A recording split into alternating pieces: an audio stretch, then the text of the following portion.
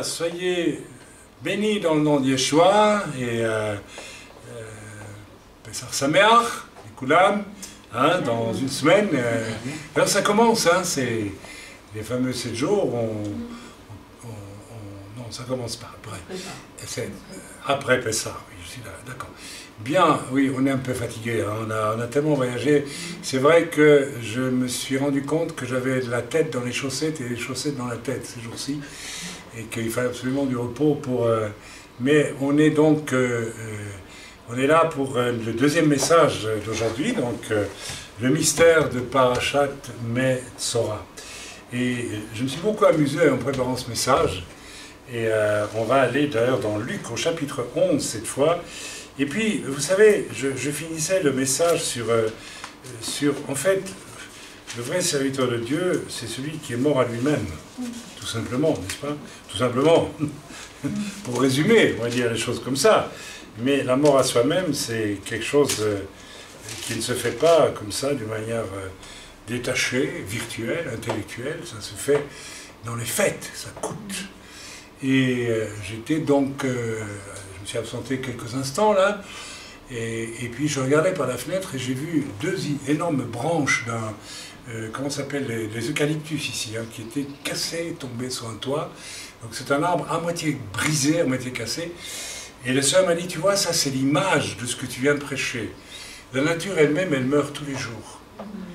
Elle meurt tous les jours pour pouvoir être remplacée par des choses nouvelles. C'est très beau. On trouve ça normal, nous. On trouve normal que les arbres perdent leurs feuilles en automne et soient nus en hiver. Et puis voilà, que le printemps est là, on voit à travers la fenêtre, n'est-ce pas? Donc il y a cette idée de la mort qui donne la vie. Alors il y a deux façons de mourir. Soit on meurt pour la mort, et d'ailleurs la Bible nous parle de la seconde mort, qui est la mort définitive, celle de l'esprit, de la séparation d'avec Dieu. Et puis on peut mourir pour donner la vie. C'est peut-être ça le vrai thème de notre existence.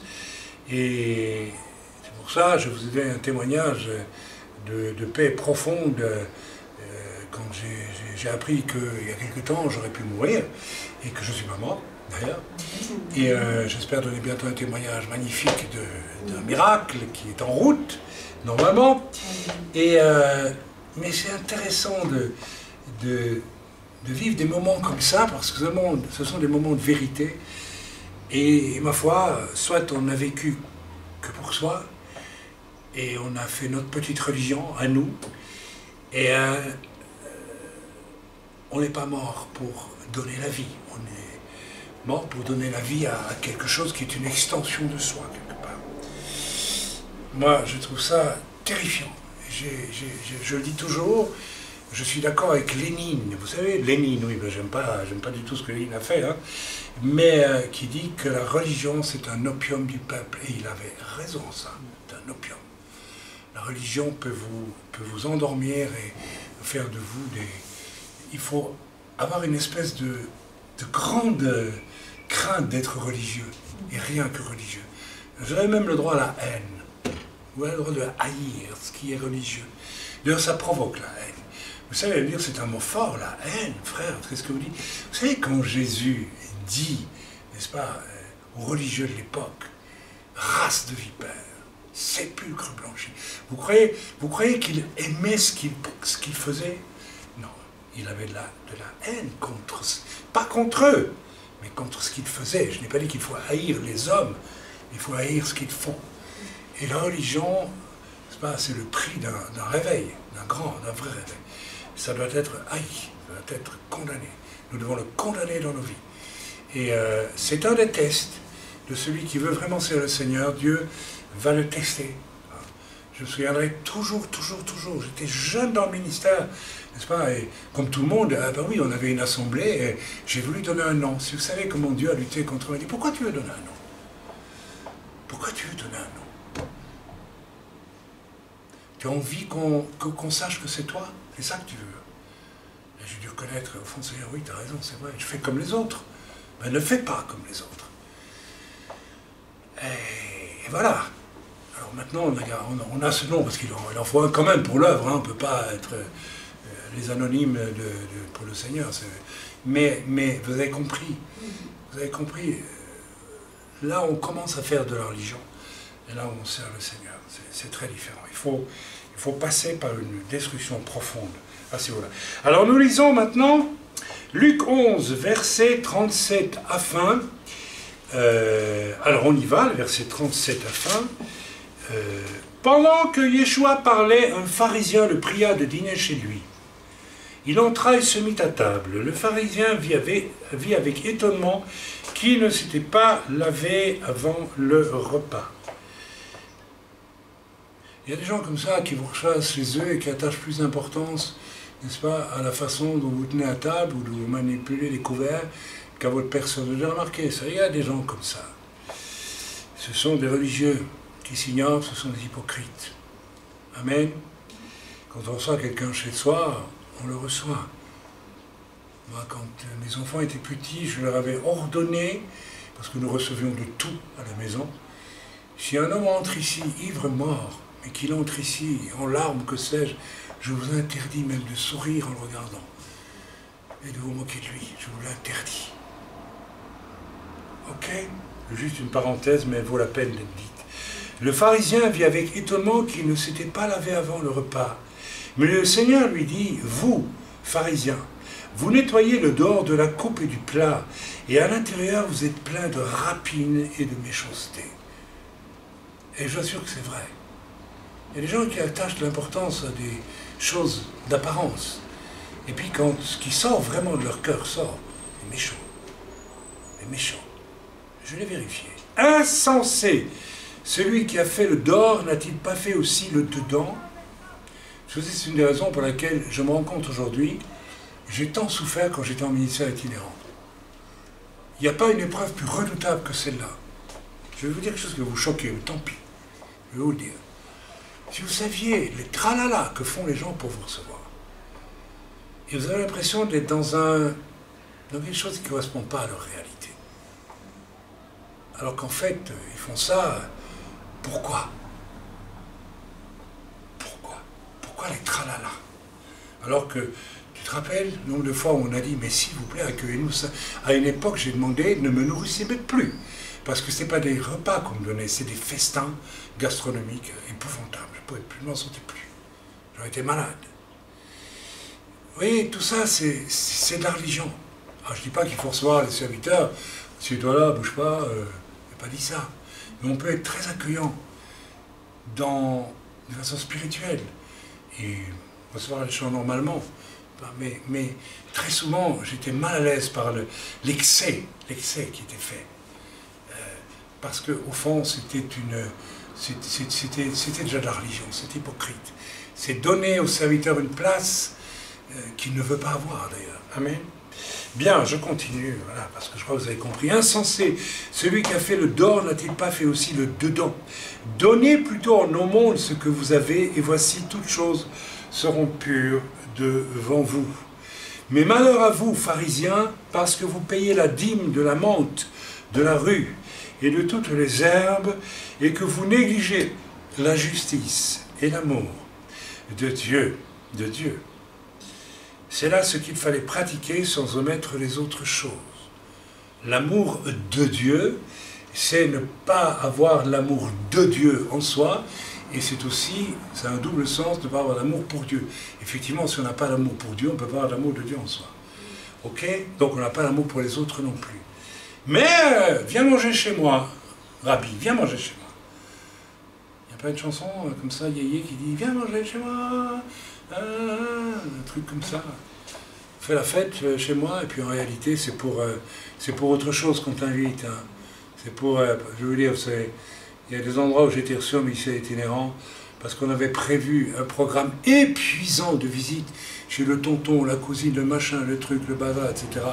Alors on vous recevait bien, parce qu'on avait peut-être peur d'entendre « Non, je ne veux pas aller, je suis fatigué ». Or, je n'ai jamais dit « Je suis fatigué ». Ah, mais il n'y a pas besoin de faire tout ce cinéma pour m'enrober, pour je sais pas quoi. C'est terrible l'hypocrisie, vous savez, dans les rapports. Malheur à vous, pharisiens, parce que vous aimez les premiers sièges dans les synagogues et les salutations dans les places publiques. Et oui, j'ai vu de ces chrétiens qui me recevaient bien, puis qui venaient au culte avec moi, et qui s'assoyaient devant, ils étaient fiers parce qu'ils avaient reçu le serviteur. Eh oui, vous avez vu, nous on a reçu le serviteur. Prenez la première place dans la synagogue. Ah là là là là. Un des docteurs de la loi a pris la parole. Malheur à vous parce que vous êtes comme les sépulcres qui ne paraissent pas et sur lesquels on marche sans le savoir. Vous vous rendez compte? Yeshua les compare à des sépulcres, c'est-à-dire des tombes sur lesquelles on marche parce qu'elles sont usées, on ne voit même plus. Mais vous vous rendez compte ce qu'il dit, le Seigneur, là? Et vous êtes vide, complètement vide. C'est zéro, vous êtes mort, vous ne le savez même pas. C'est pas de la haine contre la religion, ça.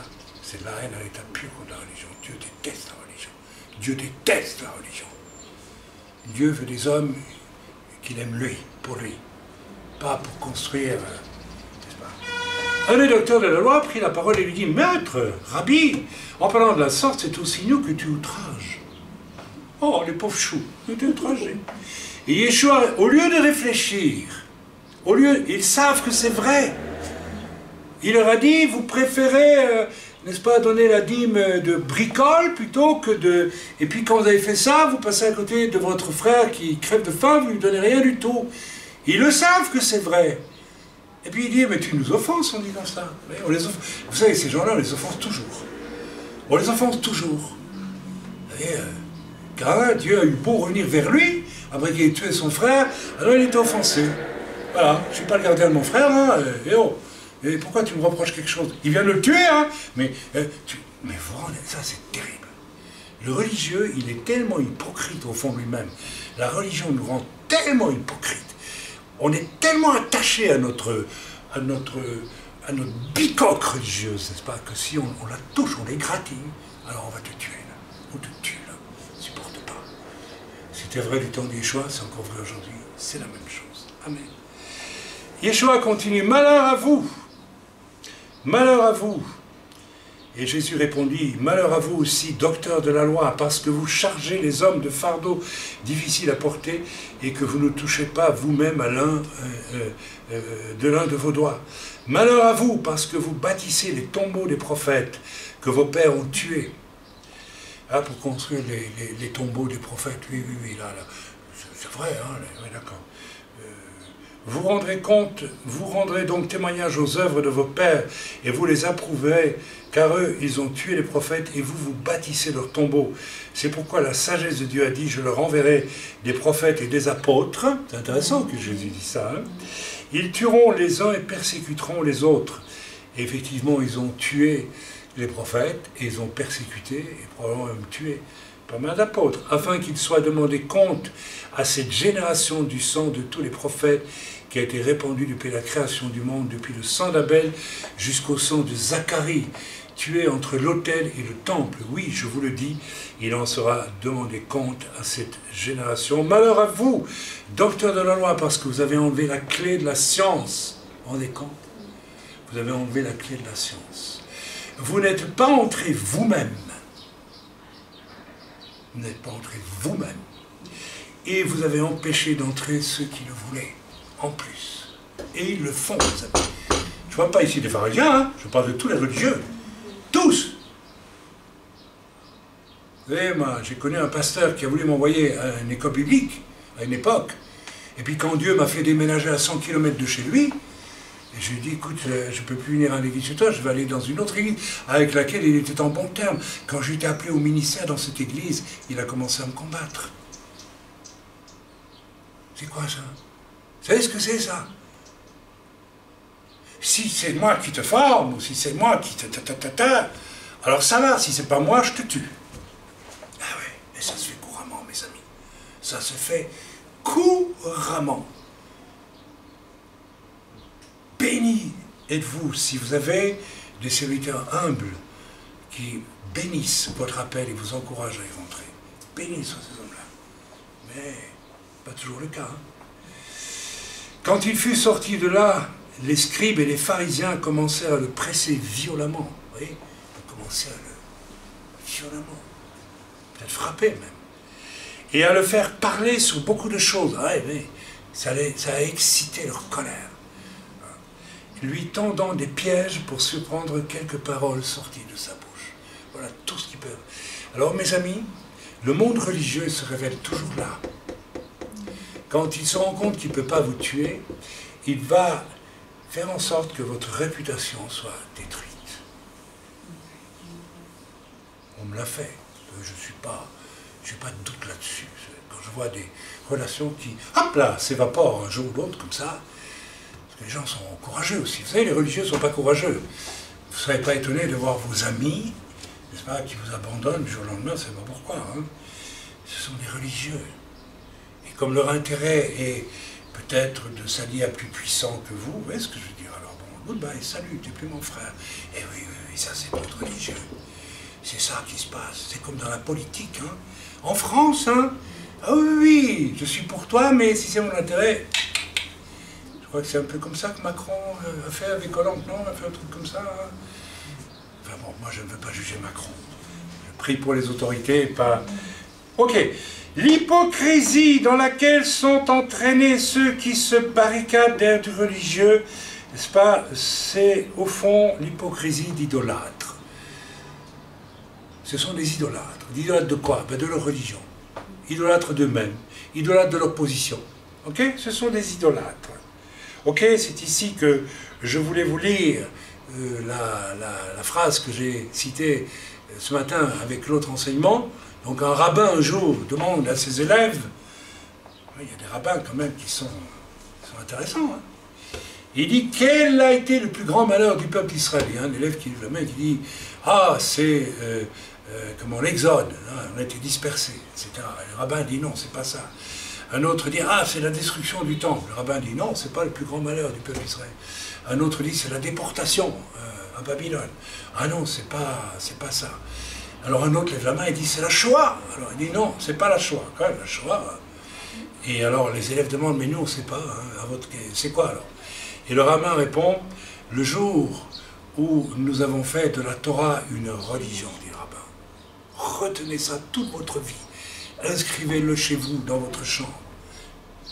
Copiez-le. Je l'ai mis en exergue de ma lettre de nouvelles. Maintenant je vais le garder parce que ça recoupe ce que je vis dans mon cœur depuis toujours, et que je continuerai à vivre jusqu'au bout. Amen. N'importe quoi, mes amis, peut devenir ma religion. N'importe quoi. L'art avec un grand A, le théâtre, la poésie, la peinture, les arts plastiques, le design, le théâtre, le décor de théâtre, la photographie, tout ce que vous pouvez imaginer. C'était des choses que j'avais étudiées, certaines, et c'était mon Dieu. L'art était mon Dieu. À 15 ans, j'ai décidé, puisque Dieu n'existe pas, j'avais vu des religieux dont j'avais compris qu'ils ne croyaient même pas en Dieu, je dis bon ok, terminé, on laisse de côté, donc je me suis choisi un Dieu. Et mon Dieu à moi, c'était l'art. Et c'est vraiment un Dieu énorme, je peux vous dire. Il a fallu qu'un jour je me trouve devant ma bibliothèque, c'était aussi mon Dieu, hein, mes livres, c'était mon idole. Hein, et plus j'en avais, plus j'étais fier. Complètement idiot, hein, parce que je les lisais quand même, mais enfin bon. Et puis heureusement Dieu m'a fait ce cadeau merveilleux de voir ma bibliothèque tomber moralement, comment dire, intellectuellement, poussière devant moi, il n'y avait plus rien, mon idole était morte. Et c'est ce qui m'a permis de prendre une Bible, vous connaissez l'histoire, et tout ce qui s'en est suivi. Mais malgré tout, jusqu'à aujourd'hui, cette idole de l'art, elle est planquée quelque part dans mon arrière-plan, je la sens. Elle est là. C'est fort une idole, vous savez. Alors elle a été vaincue, puisque je ne fais plus de théâtre, puisque, voilà, j'ai écrit un roman, appelle La Ballade de son nom, mais je crois que c'est pour la bonne cause. Mais je sais que je dois faire attention à cette idole. Alors, vous allez dire, mais c'est pas mal d'aimer l'art, c'est beau là. Oui, ben d'accord, mais c'est une idole, comme une autre. Et puis vous savez, quand vous creusez un petit peu dans l'art, les trois quarts du temps, on pourrait déchirer, hein, parce que les sources d'inspiration sont quand même parfois assez impures, il faut bien le reconnaître. Donc, n'importe quoi peut devenir une idole, absolument n'importe quoi. La politique, c'est une idole. Autrement, on n'en fait pas. La passion pour les idées. En France, la passion pour les idées, on discute. C'est une idole. La philosophie, le débat d'idées en France, hein, c'est une idole. C'est une religion, mes amis. Le débat d'idées en France, c'est une religion. D'ailleurs, c'est issu du siècle des Lumières. On dit du choc des idées vont naître la lumière. Encore, il faudrait savoir de quelle lumière il s'agit. En fait, ça n'a qu'un but, c'est de mettre en valeur l'homme et sa pensée. N'est-ce pas? L'occasion de dire, moi je sais, je ne suis pas d'accord avec toi, parce que toi tu dis, mais moi je dis, et tu dis, et tu dis. Mais un tel a dit, et parce que donc, je peux dire que, ah non, mais je t'ai enfoncé là, parce que... C'est juste, c'est une religion du moi terrifiante. La philatélie, ça peut dire une religion. Jouer aux cartes, ça peut dire une religion. Ah oui, il y a des gens qui jouent aux cartes et ça devient leur activité essentielle dans l'existence. C'est une religion, c'est une vraie religion. Hein. La bourse, c'est une religion. Tout peut devenir une religion. Tout ce qui prend la place, qui revient à Dieu, devient une religion. Ah, zut, alors la religion, c'est pas seulement les cathos, les juifs orthodoxes, les évangéliques, etc. C'est aussi moi, non, mais tu as beaucoup de religions et tu ne sais pas. Amen. Et tout cela doit disparaître. Amen. Ok. Tout cela, l'art, en fait, était pour moi un paravent qui cachait, n'est-ce pas, l'état réel de mon cœur. Voilà à quoi sert la religion. Elle sert à vous aveugler sur votre état réel. Plus j'avançais dans mon idolâtrie de l'art, plus je travaillais dans le domaine de l'art, plus je croyais que j'avais une importance, sans vanité même. En fait, ça me masquait mon véritable état. C'est pourquoi, lorsque vous débusquez un religieux, il va toujours se retourner contre vous et il va essayer de vous tuer, parce que vous lui enlevez tout. Il n'a plus rien. Et rien de pire qu'un homme qui n'a plus rien. Amen. Ok, donc, le piercing, c'est une religion. Oui, les gens. Le nouvel âge, c'est une religion. Les tatouages, ça peut être une religion. La manière les modes de coiffure, c'est une religion. Les modes que l'on suit en achetant tel type de vêtements, mais c'est une religion. Mais oui, c'est une chose importante. Il y a des femmes qui passent leur vie à faire du shopping. Il y a des hommes qui passent leur vie à la prostitution. Pour certains, c'est une religion. Ah oui, je vais t'apprendre comment on fait, j'emmène mon fils. C'est, paraît-il, très courant. Hein. En France, c'est ce qu'on m'a raconté. Hein. Mais c'est une religion, la religion du plaisir. Il faut apprendre. Tout peut devenir religion, peut devenir occupation, y compris tout à fait illicite, mais qui cache, qui voile le véritable besoin, le véritable vide qu'il y a dans mon cœur. Amen. Donc voilà, nous allons aller dans la parashat Metzora, parce que vous allez voir qu'il y a un rapport très intéressant entre ce que je viens de lire, donc l'hypocrisie religieuse, et la parashat Metzora. Nous allons lire donc chapitre 14 de Vaïkra dans Lévitique, parashat Metzora. Hachem parla à Moshe en disant « Telle sera la loi du Metzora ». Alors, c'est quoi la loi du Metzora? Si vous allez dans la paracha qui précède, il est question de cette fameuse maladie de peau que l'on va trouver aussi parfois sur les vêtements, une tache, et qu'on trouve quelquefois sur les murs. Enfin, en tout cas, apparemment, c'est ce qui apparaissait à l'époque et qui indiquait que la personne était devenue impure. Et nous allons voir que l'impureté, ici, elle signifie simplement ceci, l'impureté du Metzora. Donc le Metzora, ça veut dire celui qui a une tache hein, sur ses vêtements, ou sur sa peau, ou sur le mur de sa maison, bien, se manifeste par une altération physique. Le caractère particulier des lois régissant la Tsarak, donc tout ce qui a trait à cette impureté, prouve qu'elle est la conséquence d'une dégradation spirituelle. Vous voyez? On n'est plus dans l'adoration de Dieu, mais on est dans autre chose. Et je crois que je ne vais pas dévoiler le secret, mais la source, si je vais le dire, la cause profonde de cette impureté, avec, n'est-ce pas, ces taches qui peuvent apparaître, selon ce qui est dit dans Lévitique ici, eh bien, c'est l'hypocrisie religieuse, tout simplement. On fait semblant de faire partie du peuple de Dieu, mais au fond de son cœur, on vit autre chose. Vous voyez? Donc on a une religion, mais en réalité, le cœur n'est pas prêt. Alors on continue la lecture, n'est plus prêt. Telle sera la loi du Metzora le jour de... Et ça s'adresse à tous ceux qui suivent. Il y a des tas de gens qui suivent une religion, qui vont suivre telle église ou telle église, mais qui au fond de leur cœur ne savent pas trop qui ils suivent. En réalité, ce n'est pas une église qu'il faut suivre, ce n'est pas une assemblée messianique ou tout ce que vous voulez, c'est le Seigneur qu'il faut suivre. C'est une autre paire de manches, c'est autre chose. Amen. Autrement, on est impur. Autrement, on est religieux. Ok. Et le mystère de la paracha de Metzora, on va en parler dans quelques instants. Donc, Hachem parla à Moshe en disant « Telle sera la loi du Metzora, le jour de sa purification, il sera amené au Kohen, donc au sacrificateur. Le Kohen sortira à l'extérieur du camp, le Kohen regardera et voici la plaie de Tsaraat a guéri du Metzora. » Donc il n'y a plus de plaie. Le Kohen ordonnera et on prendra pour celui qui se purifie 2 oiseaux vivants purs du bois de cèdre, un filet écarlate et de l'hysope. Le Kohen ordonnera et on égorgera l'un des oiseaux au-dessus d'un ustensile d'argile sur de l'eau vive. L'oiseau vivant, il le prendra avec le bois de cèdre, le filet écarlate et l'hysope, et il les trempera avec l'oiseau vivant dans le sang de l'oiseau égorgé sur l'eau vive. Il aspergera 7 fois sur celui qui se purifie de la tsaraat, il le purifiera et il renverra l'oiseau vivant vers le champ. Celui qui se purifie trempera ses vêtements, rasera tous ses poils et s'immergera dans l'eau et il deviendra pur. Et après cela, il pourra entrer dans le camp et résidera en dehors de sa tente durant 7 jours. Le 7e jour, il rasera tous ses poils, sa tête, sa barbe et ses sourcils, et il rasera toute sa chevelure, il trempera ses vêtements et immergera sa chair dans l'eau, et il deviendra pur. Alors, on pourrait décrypter tout ceci de façon extraordinaire, il y a beaucoup de choses à dire là-dedans.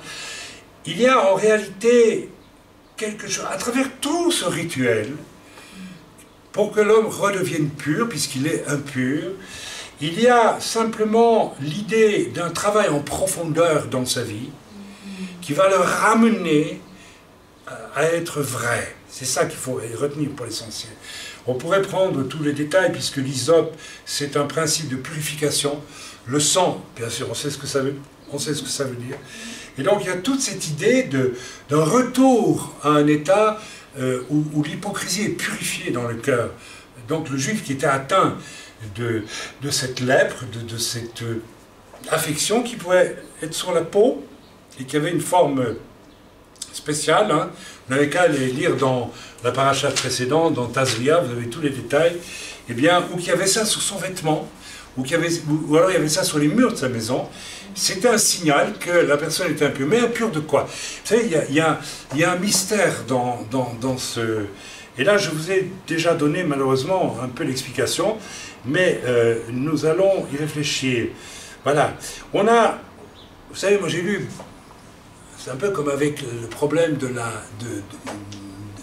du Père, du Fils et de l'Esprit, les trois en un. On lit des tonnes de choses là-dessus, de spéculations qui toutes sont plus fausses les unes que les autres. Et parce qu'il y a des choses que Dieu ne nous révèle pas, parce qu'en ne nous les révélant pas, il nous révèle quelque chose. Je vais vous expliquer. Et je vais vous expliquer. Il y a un test magnifique avec ceci, parce que j'ai entendu toutes sortes d'explications. Oui, ça devait être la lèpre, n'est-ce pas, cette affection de la peau. D'autres ont dit c'était le psoriasis, j'ai vu ça aussi. Alors moi, j'ai pas eu de... Si, j'ai eu du psoriasis un peu, mais j'étais pas impur, c'est pas ça du tout. D'autres ont dit, j'ai pas eu sur la peau, hein, mais ouais, c'est un psoriasis inverse qu'on appelle ça, voilà. Et voilà, ok, c'est simplement le signe d'une certaine nervosité, c'est tout, hein, voilà. Bref. Alors, il y a eu toutes sortes de suppositions, parce qu'en fait, on ne sait pas. Personne ne sait aujourd'hui, encore aujourd'hui, on ne sait pas en quoi consistait réellement cette affection de la peau. On ne sait pas. Et on ne sait pas nécessairement en quoi ça consistait quand ça atteignait les vêtements ou quand ça atteignait les murs. Il y avait quelque chose, mais quoi, on ne le sait pas aujourd'hui. Alors c'est très très intéressant, parce que ça introduit une tension quelque part. On se dit, mais ben, je ne sais pas, mais peut-être que j'en suis atteint, j'en sais rien. Vous voyez, donc c'est embêtant de penser qu'on est peut-être atteint de quelque chose. Vous voyez ce que je veux dire? C'est très désagréable, mais ça a un grand avantage. Et c'est permis par Dieu. Ça m'oblige à rester très sur mes gardes pour savoir si je suis cachère avec Dieu ou si je suis un hypocrite, par exemple. Vous voyez. Donc ça introduit une espèce... Et je crois que c'est permis, c'est voulu par Dieu. Je me demande même si à l'époque, il y a eu vraiment des gens qui ont eu ce genre d'affection. Je me demande, d'après ce que j'ai pu lire chez certains commentateurs, on ne sait même pas si ça a eu lieu, cette histoire etc., etc. Et il y a là quelque chose de très intéressant, parce qu'on a beaucoup supputé, même inventé sur cette fameuse maladie, hein, mais on n'a pas trouvé, n'est-ce pas, au point d'en faire un outil qu'on ne sait comment utiliser, puisqu'on ne sait pas ce que c'est vraiment, mais qu'on va utiliser quand même pour juger autrui, n'est-ce pas? Car il fait peur du fait de son mystère, ce problème. Vous me suivez? Vous suivez? Vous voyez où je veux en venir? Alors je vais vous donner un exemple, vous voyez, je vais être très rapide. Et vous allez voir que ça rejoint en réalité quelque chose qui est au fond du cœur et qui n'est pas nécessairement, n'est-ce pas, visible sur la peau. Et je me souviens, un jour, nous avions chez nous à l'appartement un problème d'humidité dans un mur. Ça se trouvait derrière un meuble. Et en fait, il y avait un tuyau mal branché, parce que nous sommes ici au Moyen-Orient, n'est-ce pas? Et au lieu de brancher avec des boulons et des machins, qu'on a vraiment les deux tuyaux derrière le mur, il y avait un ouvrier un petit peu olé olé qui avait branché un tuyau en caoutchouc, je pense, en plastique, avec et il avait mis dedans un tuyau en fer qui rentrait, donc qui amenait l'eau.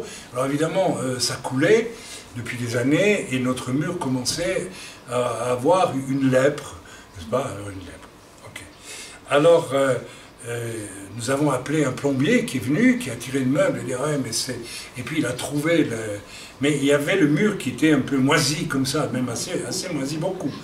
Donc ça venait d'un mauvais travail de plombier.